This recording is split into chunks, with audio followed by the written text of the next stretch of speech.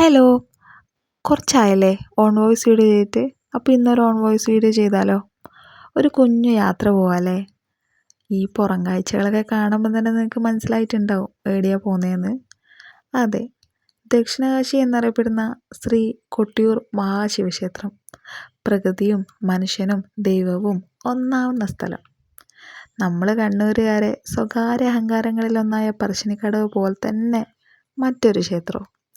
May June മാസങ്ങളിലെ 28 ദിവസങ്ങളിൽ നീണ്ടു നിൽക്കുന്ന വൈശാഖ മഹോത്സവം.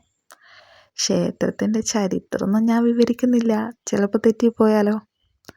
ദക്ഷൻ്റെ യാഗവുമായി ബന്ധപ്പെട്ടിട്ട ചരിത്രം അതെല്ലാം അറിയാം. ബാവലിപ്പുഴേൻ്റെ ഇരുവശങ്ങളിലായിട്ട് അക്കരെ കൊട്ടിയൂർ ഇക്കരെ കൊട്ടിയൂർ എന്ന് 2 ക്ഷേത്രങ്ങളാണ് സ്ഥിതി ചെയ്യുന്നത്. അക്കരെ കൊട്ടിയൂർ വെള്ളത്താൽ ചുറ്റപ്പെട്ടതാട്ടോ. ഈ പ്രാവശ്യം കൊട്ടിയൂർ ഇപ്പോൾ ഒരു പുഴേൻ്റെ ഇറക്കുന്ന കല്ലെല്ലാം പെറുക്കിയിട്ടാട്ടാ വന്നിട്ടുള്ളത്. എന്തെങ്കിലും ആർട്ടെല്ലാം ചെയ്യാലോ കൊട്ടിയൂർ പോയ ഓർമ്മക്ക്.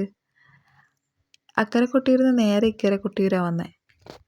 ആടെയും കൂടി ഒന്ന് കയറി തോന്നിട്ട് നേരെ ചന്തയിലേക്കാട്ട് കയറിയേ. കൊട്ടിയൂർ വന്നിട്ട് ഓടപ്പൂല്ലാണ്ട് എങ്ങനെയാണ് തിരിച്ചു പോവുക? ഒന്നിച്ച് ഇയാളില്ലോണ്ട് ചന്തയിൽ നിന്ന് പെട്ടെന്ന് ഇറങ്ങേണ്ടി വന്നിനെ. അപ്പോൾ അടുത്ത വീഡിയോ കാണാം. ബൈ.